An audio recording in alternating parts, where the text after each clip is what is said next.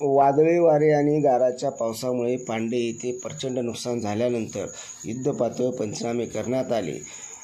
ग्रामसेवक नाईक वडे भाऊसाहेब, सहाय्यक कृषी अधिकारी गाडेसाहेब व त्यांची संपूर्ण टीम यांनी पंचनामे केल्यानंतर करमाळा तालुक्याचे तहसीलदार शिल्पाताई टोकडे मॅडम व गावकामगार तलाठी अनबुडे भाऊसाहेब, त्याचसोबत सदस्य व ग्रामस्थ हे पांडे गावातील पाहणी करताना आपण संपूर्ण दृश्य पाहत आहात.